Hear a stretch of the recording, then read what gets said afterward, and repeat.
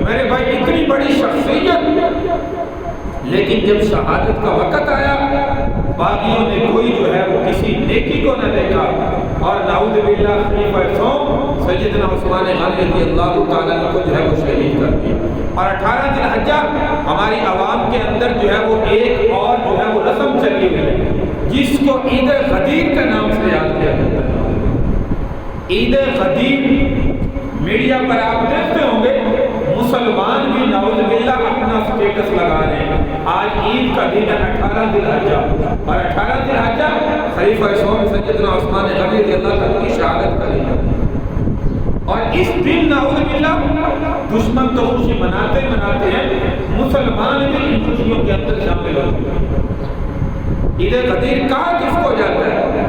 یاد رکھیے عید غدیر یہ ایک جگہ کا نام ہے، غدیر خم، مکہ سے نکلے مدینہ کی طرف تقریباً 200 کلومیٹر کے فاصلے پر یہ ایک مقام آتا ہے جہاں پہ مسافر حضرات ٹھہر کر قیام کرتے ہیں۔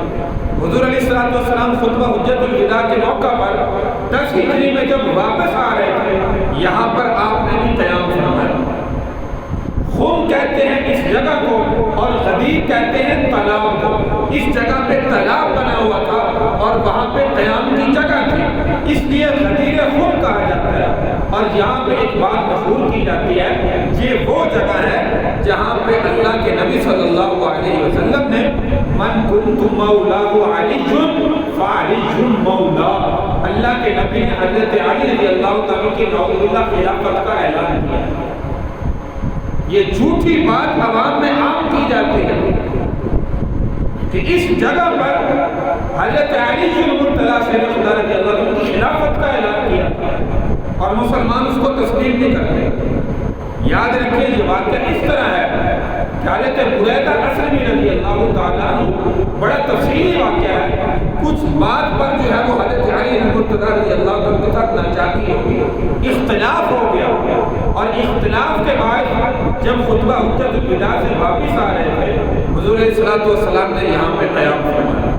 اب یہاں سے جو لوگ کچھ ملک شام کے تھے، کچھ یمن کے تھے، کچھ مصر کے تھے، جہاں جہاں جس علاقے میں جانا تھا صحابہ وہاں جا رہے تھے، کچھ مدینہ کے تھے، اور جہاں جہاں جانا تھا وہاں پر سفر کر رہے تھے۔ تو یہاں پر اللہ کے محبوب صلی اللہ علیہ وسلم نے حضرت بریدہ اسلمی رضی اللہ تعالیٰ عنہ اور حضرت علی المرتضیٰ شیر خدا رضی اللہ عنہ کے درمیان صلح کروائی، آپس میں صلح کروائی کہ تمہاری جو آپس میں ناچاکی ہے اس بات پر صلح کروائی۔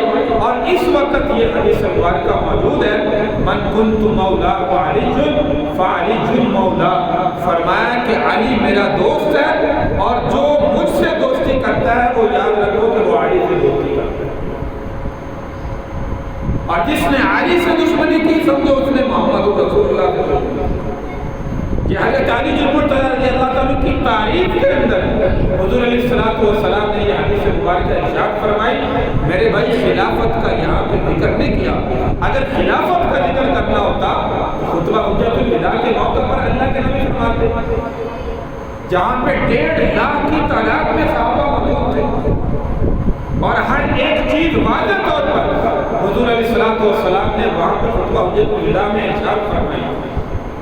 تو اگر خلافت کا اعلان کرنا ہوتا تو اللہ کے نبی وہاں پہ کرتے، کیونکہ 1.5 لاکھ کا مجمع موجود ہے، صحابہ کرام کی تعداد موجود ہے، ہر ایک کو واضح طور پر پیغام مل جائے، پتہ چل جائے کہ میرے بعد خلیفہ جو ہے وہ حضرت علی المرتضیٰ رضی اللہ عنہ۔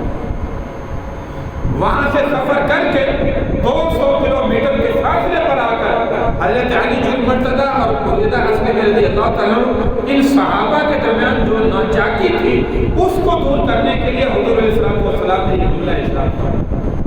تو یاد رکھیے میرے بھائی اس دن کو عید غدیر کے نام سے منانا یہ مسلمانوں کا جو ہے وہ حصہ نہیں۔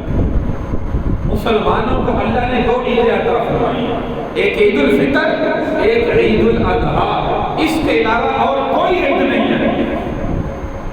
اور مثال کے طور پر اگر یہ عید کا دن ہوتا، خلافت کا اعلان ہوتا، خوشی کا دن ہوتا تو میرے بھائی حضور علیہ السلام آئندہ سال میں عید کا دن مناتے، یہ مثال کے طور پر کچھ لوگ اعتراض کریں کہ 10 ہجری کا یہ واقعہ ہے، 11 ہجری آئندہ حج سے پہلے اللہ کے نبی دنیا سے چلے گئے، تو اس دنیا میں تھے ہی نہیں، مناتے کیسے؟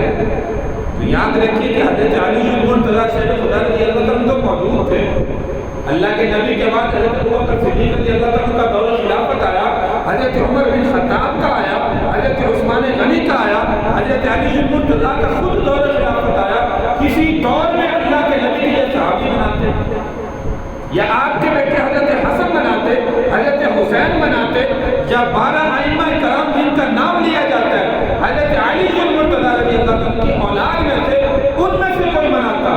جب کسی سے کوئی عمل ثابت نہیں ہے تو میرے بھائی یہ 4 صدی کے بعد اس عمل کو شروع کیا گیا اور عید غدیر کے نام سے مفہوم کیا گیا۔ اصل میں مسئلہ یہ ہے 18 ذی الحجہ خلیفہ سوم سیدنا عثمان غنی رضی اللہ عنہ کی شہادت کا دن ہے، اور اس دن میں دشمن خوشی منانے کے لیے اس دن کو نعوذ باللہ عید کا نام دیا جاتا ہے، اس لیے عید غدیر کے نام سے مفہوم کیا جاتا ہے۔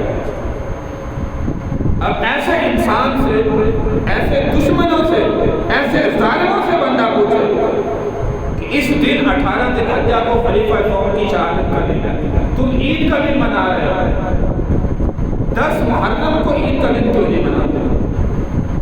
10 محرم حضرت نوح علیہ السلام کو فرمایا کہ اللہ تبارک و تعالی نے وَاسْتَوَتْ عَلَى الْجُودِ سے سارے کے سارے نافرمان غرق ہو گئے، سیلاب میں اللہ نے غرق کر دیا۔